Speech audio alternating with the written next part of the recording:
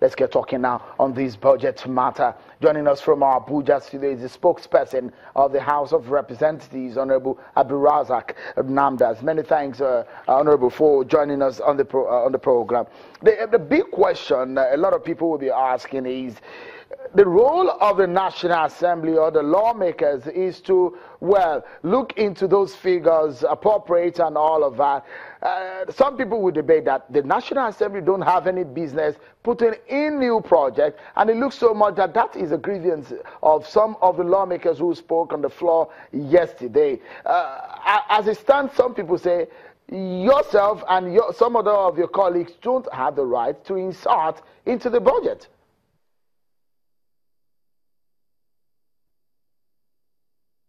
Thank you so much, Sean, for giving me this opportunity.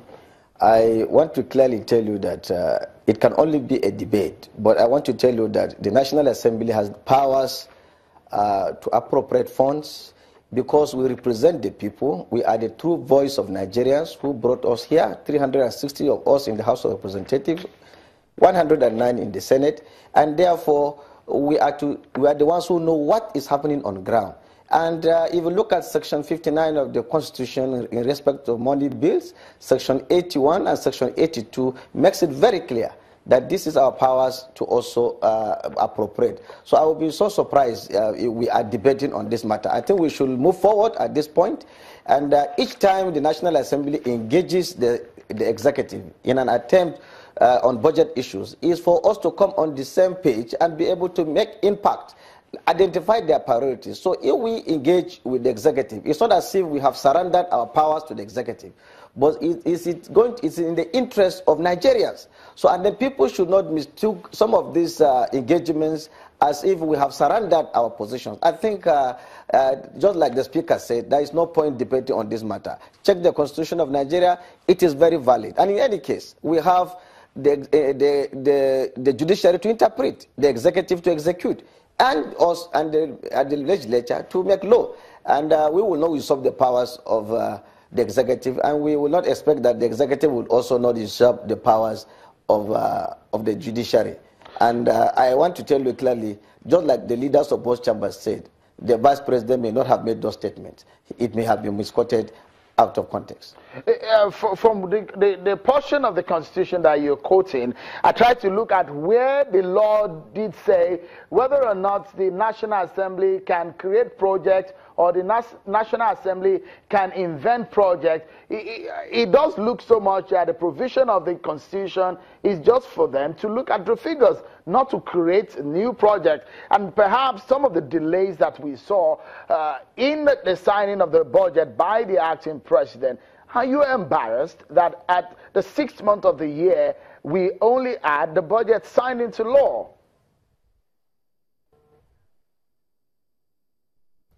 First, I want to let you know that when you are making budgets, the Constitution tells us clearly that we must be able to take into account the federal character.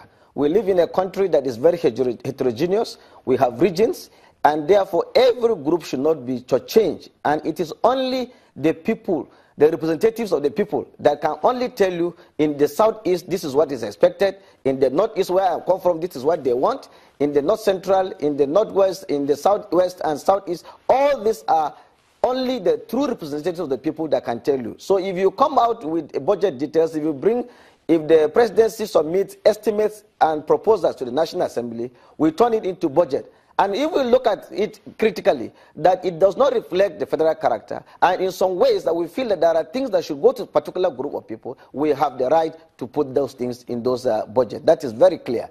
And to say that 6 months, it has not been signed, I want you to know that in the first instance, this 2017 budget was actually submitted to the National Assembly in December. And the legislature do not write budget. It is the job of the executive to write budget. But once it comes to the National Assembly, we now turn it into bills, and then it becomes our property. So you can see, if it is not signed, we will not also be the ones to sign. It has to be the executive as measures of checks and balances to also sign the budget. But in the event that the budget is not signed, we also have the powers to override the president.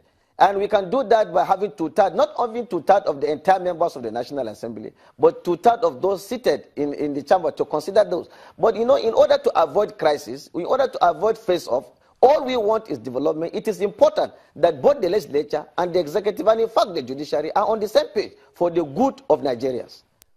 If you can tell Nigerians how the executive and the legislature resolve the issues of the gray areas in the budget, were some of the 400 insertions removed, or how did those gray areas, how were they resolved in the first place? In the first place, I don't know how you came about your story of 400 insertions, which I'm not quite aware of it. What I know is that we have worked on a budget, and it has emanated from committees, and have submitted it to appropriation committees, and it was brought back to the parliament with details before it was actually passed. So you can imagine that has undergone the serious processes that I don't think there was any insertions, as you may say. But there's something I want to clarify. Even before the budget was even passed in the National Assembly, we have our leaders, both in the House of Representatives and that of the Senate, have been meeting with the executive, and in fact with the then Vice President, now acting President, and we have been on the same page. So we have been interfacing with the view that we also wanted to capture the priority of government key projects. So if there was certain explanation we needed to have, and some of these things the executive also did explain to us, and that was why we are talking about environment to be brought back. Okay, I think we did it in the interest of Nigeria, and without sliding anybody. I think we have done it, and we have done it in the best interest of God.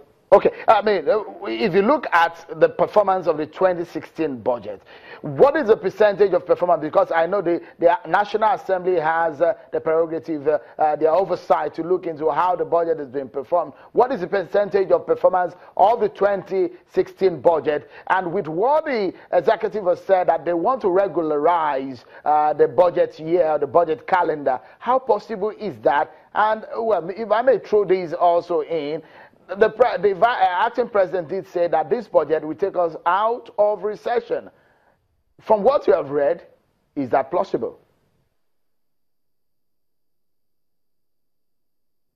I want to tell you that it is possible because of the fact that we've been engaging ourselves with the executive. We are sure. That is why we have also increased about $2 into the budget, because we are of the fact that once we increase this $2, most of the money that was increased was even on capital projects.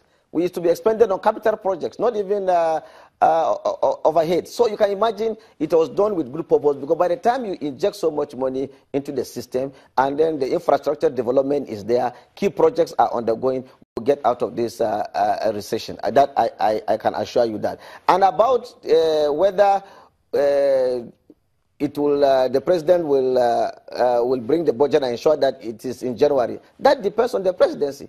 The executive are the ones that implement budget. It is not the legislature. As you said rightly, it is just the duty of the legislature to do oversight function. And I know that over 60% or so, or 60 or 70% was actually achieved in the last 2016 budget, if I'm not forgetting. But all we have needed was to have 100% implementation. And if we can be able to reverse that, I think we will have that 100%. And don't forget, this budget has to run 12 calendar months. Irrespective of the fact that it was passed or signed in June, it has to go up to the same period next year. Okay. And Honorable Namdas, and it's implemented very well, we can readjust, and then it can start very well. All right, Honorable Namdas, I'm sorry to butt in, but we need to take a break on the program. But when we return, we'll switch gears and take on the issue of the anti-corruption war. So many issues on the probe of oil revenue and how it's being spent. Join us again.